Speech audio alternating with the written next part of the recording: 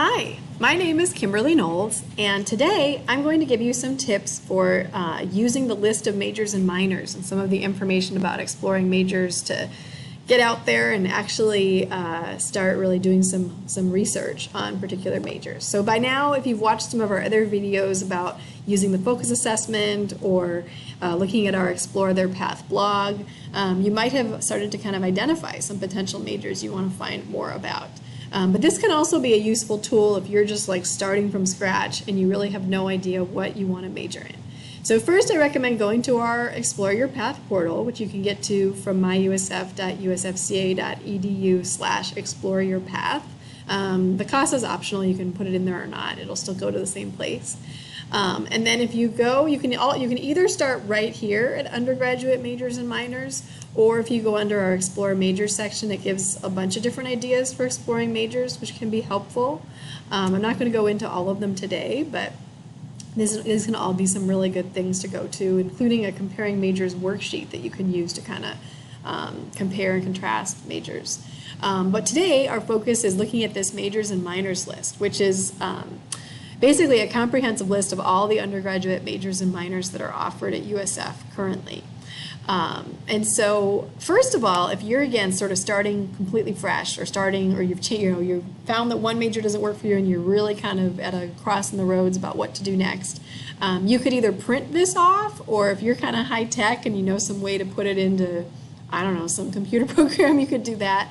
But essentially, you want to put it in somewhere where you can actually kind of start just circling and crossing off. Like I recommend just taking a Sharpie, that's why I like printing it off maybe, and literally circling majors that at just a first glance sound interesting to you, and crossing off ones that you're like, there's no way I would ever do that. Like there's no way I'm ever going to be a chemistry major. And same thing if you want to do that for the minors, you can too. And so by doing that, you kind of just get yourself narrowed down to at least an initial area to start your research. And then you can just start clicking away. So like, let's say you're interested in advertising, or you want to find out more about it. You click on that, and it pulls up a page that's maintained somewhat by admissions and somewhat by that department. And so first it usually gives a little bit of a paragraph about kind of what advertising is, or a little bit about what the kind of whole feel is for the major or minor. This is the really important part, the contact info, because I would say after you do this initial kind of internet research, I really encourage you to get out there and actually contact the department, especially once the semester starts. Get in there, email them, stop by. This office is usually kind of their main program office or number, hours. Go over there and mention you're kind of researching, you're interested in that major, and ask what's the easiest way for you to get started. Like, could you meet with a faculty advisor?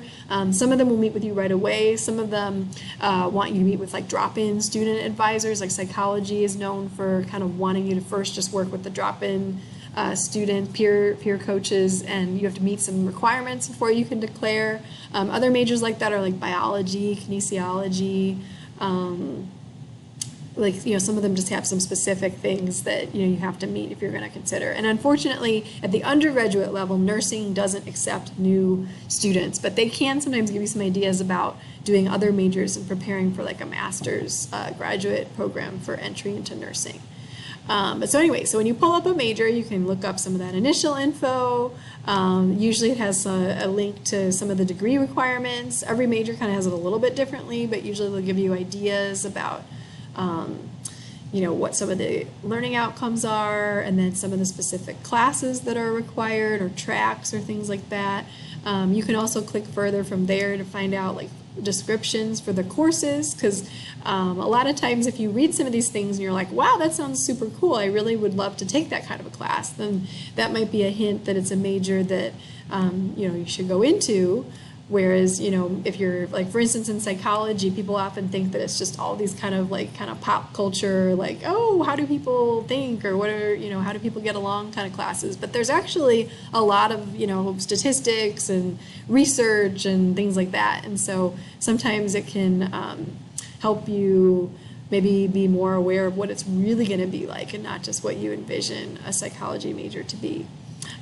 So you can really get some specifics there. You can also see information about the minors.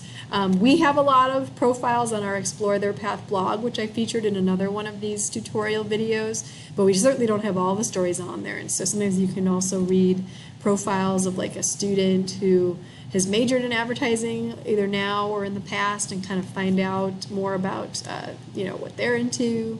So it's just a great page to really get some comprehensive info about that program.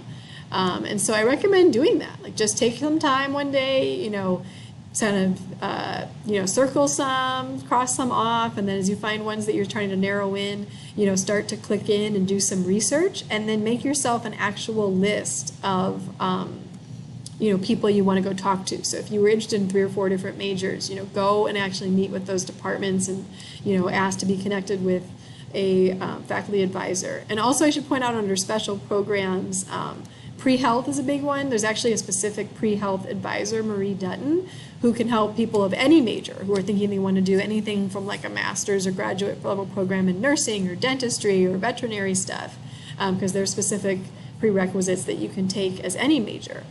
So you could also talk with her.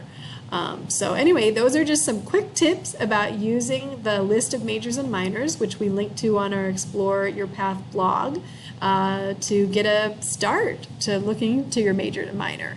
And actually, I also want to just quickly mention that in October each year, typically towards the end of October, maybe the week after the fall break, we usually have a major minor fair out in the Gleason Plaza where you can go around and physically talk to some of the faculty or students or people associated with different majors and minors. So you could also use that list of majors and minors to kind of make a shopping list for yourself before you go to that event, or as a follow-up to then kind of go and actually make some physical contact with people in that major.